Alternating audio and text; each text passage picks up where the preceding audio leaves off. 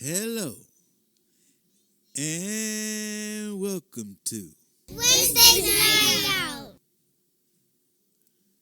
with your host Joseph, Turnpike Plaza 365 Rec Squad. Quotes that will change your life. A curated collection of mind-blowing wisdom. Edited by Russ Kick. Reality, truth, and such things. Reality is not always probable or likely. Jorge Luis Borges.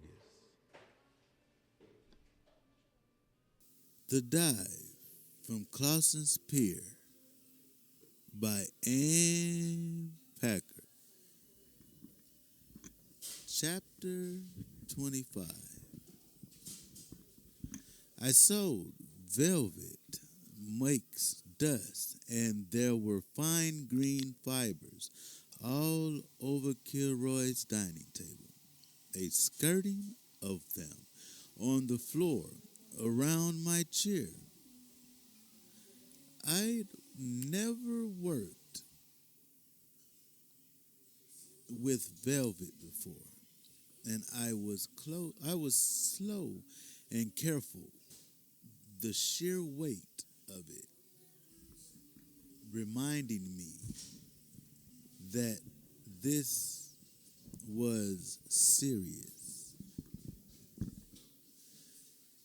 and exciting. I had to recruit knowledge from previous projects to figure out the back buttons, experiment with tissue paper and muslin before I could determine the right shape for the cuffs. My solutions worked, but I longed for more certainty. The sureness Kilroy brought to cooking or navigating the subway lines, a sureness born of knowledge and experience.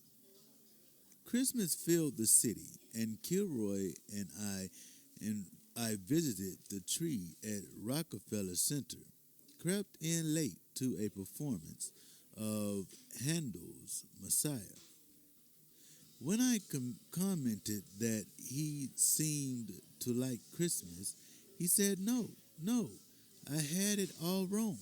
It wasn't Christmas he liked, but the preparation for it, the interest, the intentness of people. For me, the two were indistinguishable. On the evening of December 21st, we walked out of a Spanish restaurant in the West Village to find that it was snowing lightly. Flakes that flakes like teeny petals passing through the illumination of the streetlights. Above the spindly black trees, the sky was yellow. We stopped in our tracks, delighted. Our eyelashes caught flakes. Our hair. We held our heads back and let the snow come into our mouths. Soft and then cold and then wet. We walked slowly northward, watching the city go white. I was flying to Madison the next morning. Back at his place, he handed me my Christmas present. Can I open it now? Of course. He'd wrapped it in a section of Sunday comics, some kitchen string for ribbon. I pulled the string off and peeled up the tape. Inside there was a framed photograph of a building, or part of a building. The top story and the roof, steeply pitched and gray, and above it a sky alive with clouds. Behind the roof there was a clothesline strung with white underthings. a man's and a woman's mixed together. It's Paris, he said, and I looked up at him. And you took it? He wiggled his fingers a few inches from the surface of the pitcher. I lived over here for a while. I love it, I said. Thank you. Did you frame it yourself? The frame was beautiful.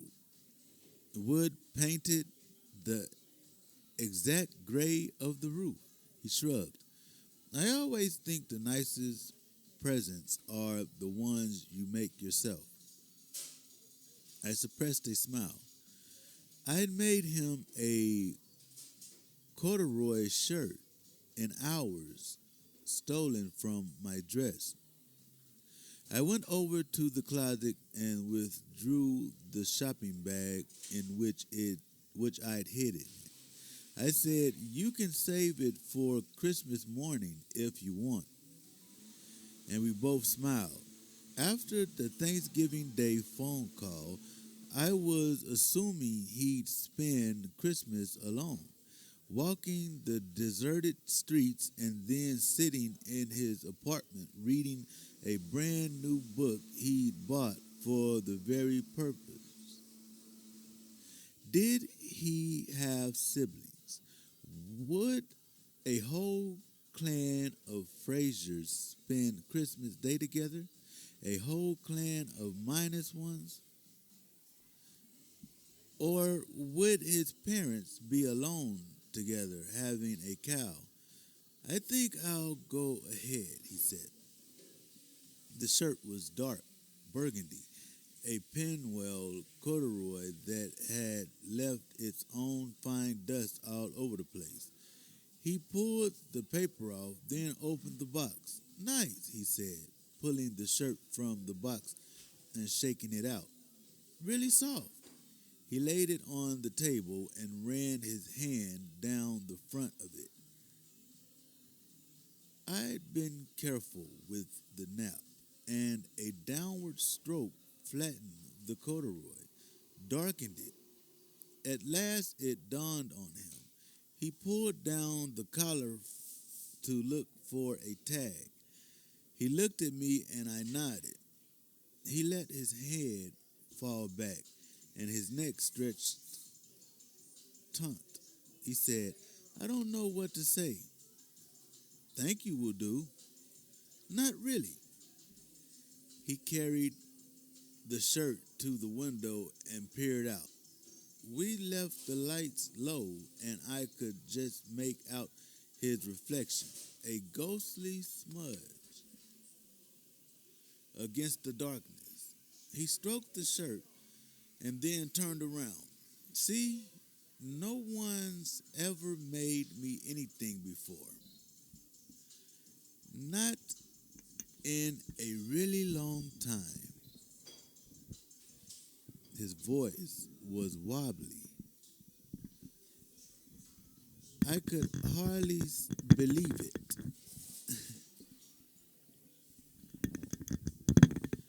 This is incredibly nice.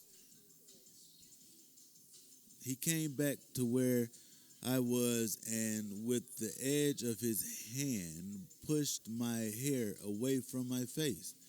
You are coming back?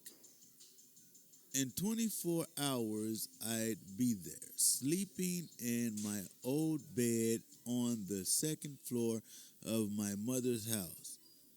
I had ridden in from the airport with her. Down streets I knew I would find wide open and eerily quiet. I'd have seen Christmas trees framed by living room windows, colored lights along gable after gable. New York would be a dream by then, barely trustworthy in the face of so much that was so well known. What I wanted was for Madison to be the dream, for this room, this evening to be what lasted. Yes, I said. It'll go fast, you'll see. Asleep that night, my plane ticket ready in my purse. I dreamed Mike healthy again.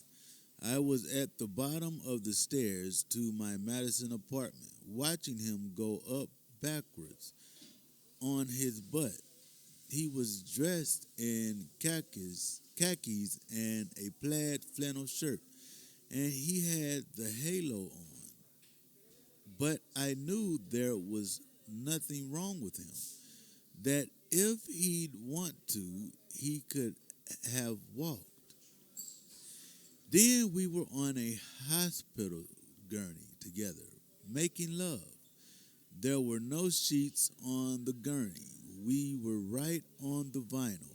He was heavy on me, his ass hairy and damp in my palms, and I could hardly breathe, though I was also incredibly aroused. He thrust into me again and again.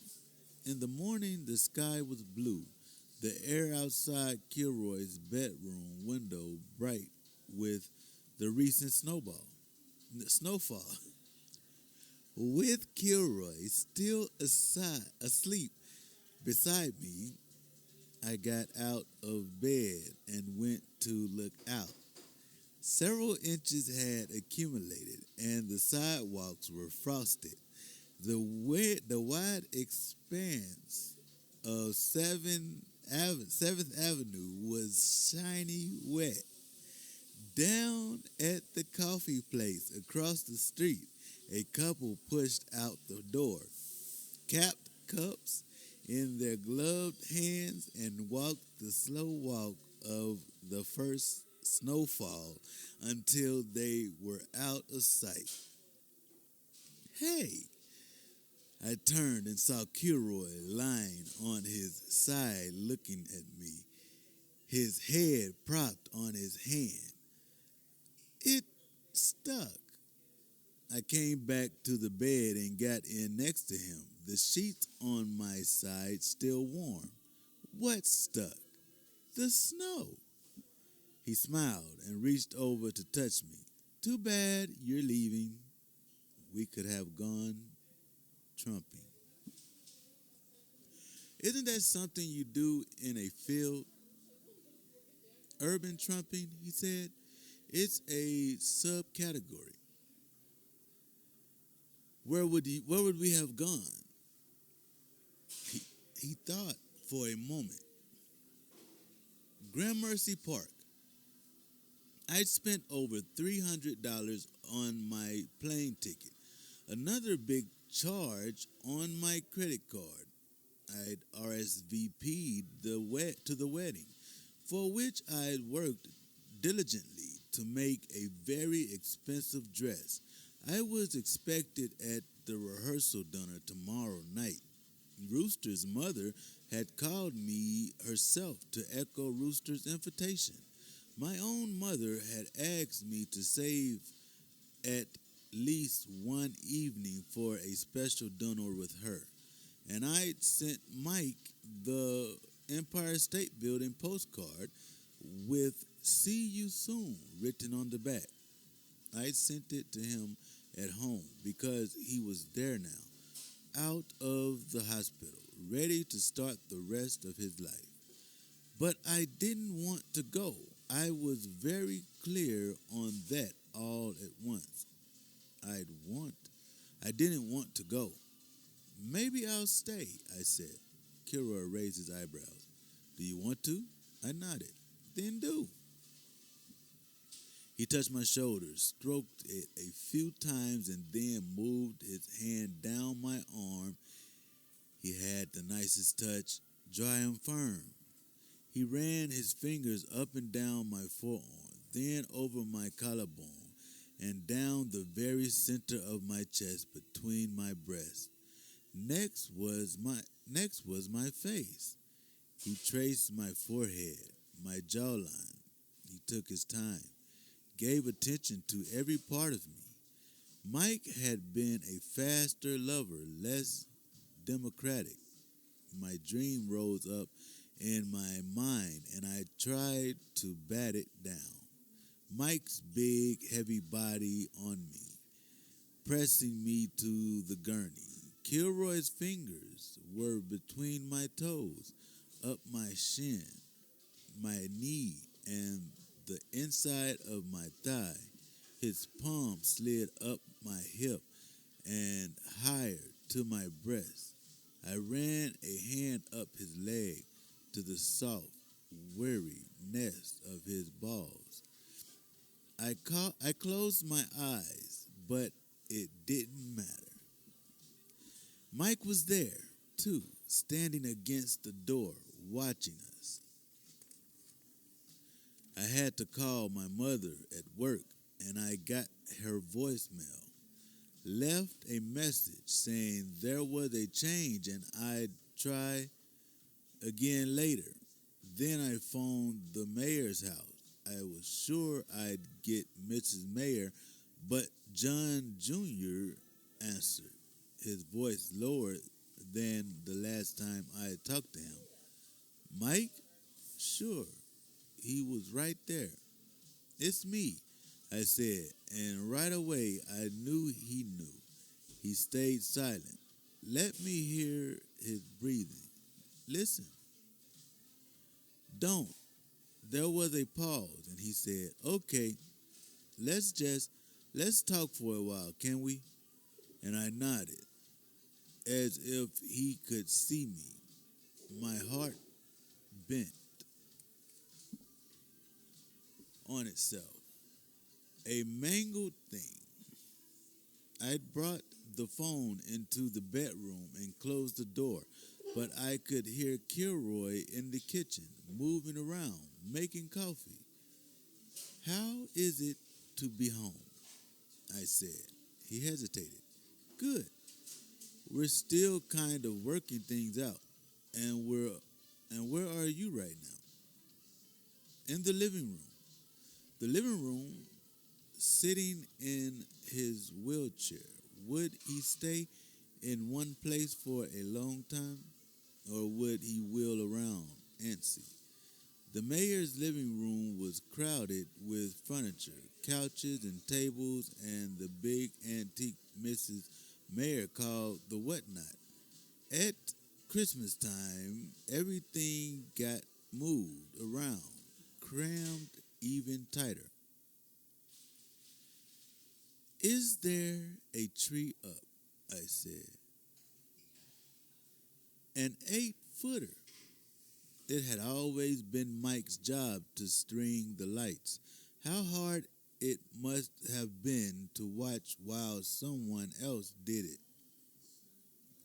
The ornaments in their tissue paper, the mugs of hot cider, the carols on the stereo, the whole process had always been such a reminder of that first kiss of ours under the mistletoe. So why aren't you coming? I decided that a good, solid excuse was the way to go, but now I balked. An excuse would be for me, not for him, to make me feel a little less unkind. I just can't yet, Mike, I said. I don't want to. That's what I figured. When you heard my voice? No. When Rooster told me you said yes. I didn't tell anyone, but I figured you'd change your mind. I sighed, and then I sighed again for having let him hear the first sigh. I said, don't hate me, okay? Why not? It was a good question, a question for which I had no answer. I don't, he said, but I don't know why I don't either. A little later, Kilroy and I went out for a late breakfast. I felt happy and sick. People walked gingerly past the restaurant windows, careful on the snowy sidewalks. Traffic moved at a crawl. When we were done, we headed for the brownstone so I could take a shower and change. It was a Saturday, but no one was around. Out Christmas shopping, maybe. I felt a pain, remembering we'd opened our presents last night. What would we do on Christmas Day? Go to a movie, maybe, or cook something Kilroy would know about. Something involved and delicious, or both. The sky had clouded over again, and as we headed across town, snow began blowing off the sidewalks. Little gusts of it swirling at our feet. I'd never been to Gramercy Park before, a rectangle of townhouses built around a small locked park. A light snow began to fall, and the houses formed an intimate enclosure for the leafless trees. I might have imagined we were in another century, but for the Acuras and Lexuses parked everywhere, many with their trunks open to receive the bounty of a holiday to be spent outside the city. Nice, isn't it? Kilroy said. I looked at him, wondered for a moment if he was being sarcastic. But of the fancy cars, the obvious priciness of the houses, but he seemed serious. It's beautiful, I said. You can almost imagine you're in the old days and cars don't exist. He gave me a wide smile. That's exactly what I was thinking. Exactly. We'd paused in front of a red brick townhouse, and now we started walking again. He said, I sometimes wish I'd been born in another century, you know? Things would have been harder. Just think of all we have now. Think of electricity alone, lights, heaters, refrigerators, not to mention all the fancy stuff like computers. He looked at me hard. Imagine if there was no electricity, no way to read at night without a candle. Imagine having to chop firewood and carry it inside, or freeze. Think of the physical exhaustion of achieving even a minimum of comfort. You could still live like that, I said, more or less, if you wanted to. He shook his head dolefully. No, it would be an affectation. We headed up the east side, stopping when we got to the United Nations to cross the wide flag-lined plaza and stand looking at the East River, still gray and rushing under the pale sky. My hair was wet from the new snow. Kilroy's damp at the edges under the wool cap he wore. He put his arm around me and pulled me in. He kissed the side of my face, burrowed his head, then burrowed his head close, his frozen nose coming to rest against the side of my neck. Standing there, I imagined the two of us in a snow-bound cabin, a fire in the fireplace, windows cold to the touch.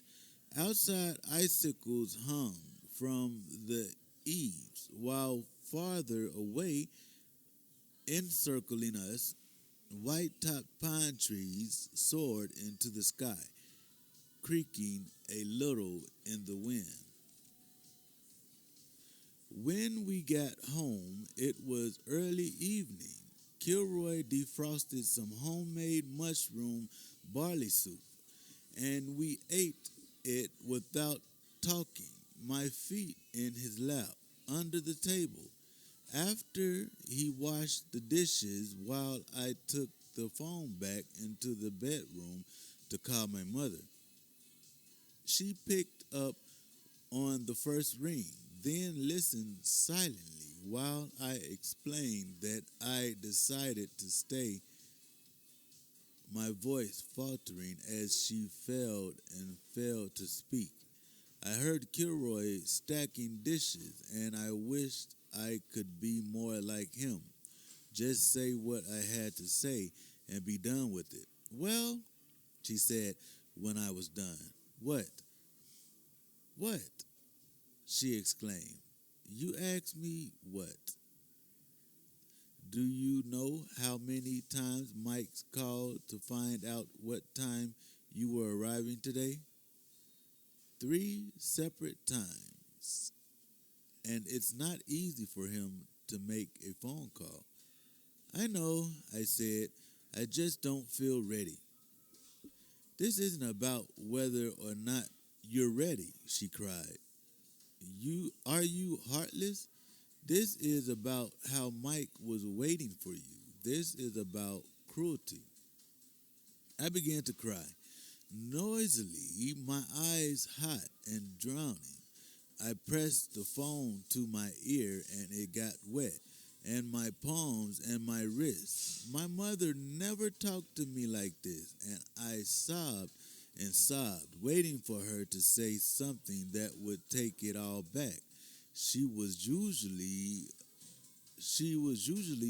so even-handed. When we were little, Jamie always said she wanted to trade moms, have my calm one instead of her nervous one. Where Mrs. Fletcher worried and scolded. My mother said, how did that make you feel? Apparently there was behavior that was too dreadful for such an approach. An image of Mrs. Fletcher came to mind, a table knife in her soft, freckled hand as she spread icing on a cake, her pink lips pursed thoughtfully. For a time, I'd wished Jamie and I could trade mothers too until I met Mike, and it was his family I wanted and his family I got. I imagined my mother in her clean, spare kitchen, the curtains I'd made last summer hanging cheerily over the black windows, and I wondered how she could have let me go. I sobbed again, my shoulders shaking. Honey, she said, I'm sorry. No, it's true, I said. It's true. It's a tough time for you, she said. I know that. I shook my head again. I don't want to think about her alone in that kitchen, but I couldn't help it. Maybe she'd cooked something for the two of us to eat. Maybe it was on the counter now, a lasagna she'd been planning to put in a low oven before she headed off for the airport. Mom, I said, God, I didn't even think about Christmas. She was silent, and I imagined that she was thinking, as I was, of the Christmas tradition we'd shared for as long as I could remember. Break fast by the fire while we opened our presents. The afternoon working together in the kitchen, and then shortly after dark, the two of us in the dining room with a perfect rare roast beef resting on a silver platter because we didn't have Christmas dinner with the Mayers. Mom, I said again, I'm so sorry. Don't worry about it, she said. She was silent for a moment, and then she said in a rush, oh, listen, that wasn't on my mind before at all. I'll be fine. I've got a big new book I've been wanting to read. I'll just load up on firewood and lounge the day away. Which meant that because of me, she'd spend Christmas in the exact way I'd been envisioning for Kilroy, alone reading. I could just see her book in hand while Vivaldi played, and a small pro forma Christmas tree set in the corner, strung with tiny white lights. The Dive from Clausen's Pier by Ann Packer. Turnpike Plaza, 365, Rec Squad.